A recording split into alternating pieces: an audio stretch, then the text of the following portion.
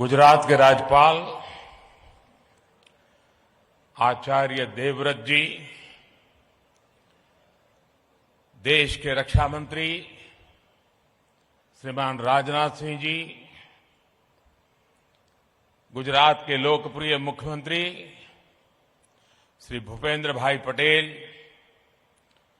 गुजरात सरकार में मंत्री जगदीश भाई, अन्य मंत्रिपरिषद के सारे वरिष्ठ सदस्य, CDS general Ali Chauhan ji, chief of air staff air chief marshal VR Chaudhari, chief of naval staff admiral R Hari Kumar, chief of army staff general Manoj Pande, अन्य सभी महानुभाव, विदेशों से आए हुए सभी गणमान्य महानुभाव, देवी और सज्जनों, गुजरात की धरती पर सशक्त, समर्थ और आत्मनिर्भर भारत के इस महोत्सव में आप सभी का हार्दिक स्वागत है।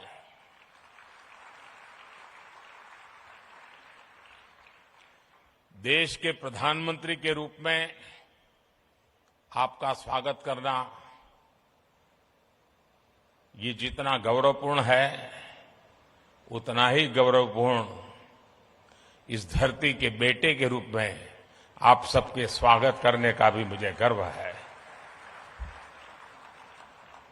डेफ एक्सपो 2022 का ये आयोजन नए भारत की ऐसी भव्य तस्वीर खींच रहा है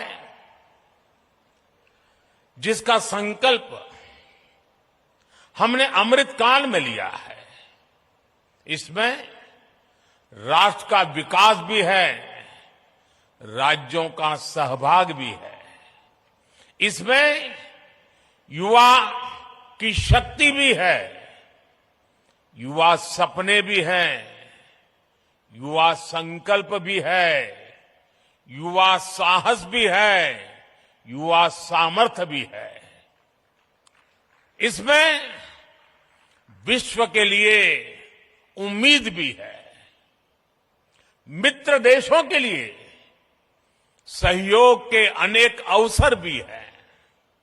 साथियों, हमारे देश में डिफेंस एक्सपो पहले भी होते रहे हैं, लेकिन इस बार का डिफेंस एक्सपो अभूतपूर्व है। एक नई शुरुआत का प्रतीक है। ये देश का ऐसा पहला डिफेंस एक्सपो है जिसमें केवल भारतीय कंपनियां ही भाग ले रही हैं। केवल मेड इन इंडिया रक्षा उपकरण ही है। पहली बार किसी डिफेंस एक्सपो में भारत की मिट्टी से, भारत के लोगों के पसीने से बनी अनेक विध उत्पाद, हमारे ही देश की कंपनियां, हमारे वैज्ञानिक, हमारे युवाओं का सामर्थ्य आज हम लौह पुरुष सरदार पटेल की इस धरती से दुनिया के सामने हमारे सामर्थ्य का परिचय दे रहे हैं। इसमें 1300 से ज्यादा एग्जीबिटर्स हैं, जिसमें भारतीय उद्योग है,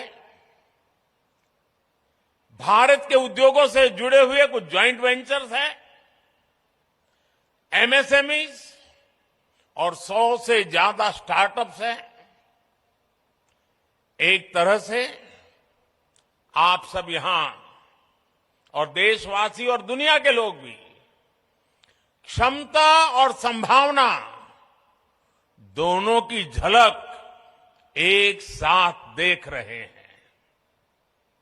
इन्हीं संभावनाओं को साकार करने के लिए पहली बार 450 से ज्यादा एमओयूज और एग्रीमेंट साइन किए जा रहे हैं। साथियों, ये आयोजन हम काफी समय पहले करना चाहते थे। गुजरात के लोगों तो भली भांति पता भी है, कुछ परिस्थितियों के कारण हमें समय बदलना पड़ा, उसके कारण थोड़ा विलंब भी हुआ। जो विदेशों से मेहमान आने थे उनको असुविधा भी हुई, लेकिन देश के अब तक के सबसे बड़े डिफेंस एक्सपो ने एक नए भविष्य का सशक्त आरंभ कर दिया है। मैं जानता हूं कि इससे कुछ देशों को असुविधा भी हुई, लेकिन बड़ी संख्या में विभिन्न देश सकारात्मक सोच के साथ हमारे साथ आए हैं। साथियों, मुझे खुशी है कि भारत जब भविष्य के इन अवसरों का आकार दे रहा है, तो भारत के 53 अफ्रीकन मित्र देश कंधे से कंधा मिलाकर हमारे साथ खड़े हैं।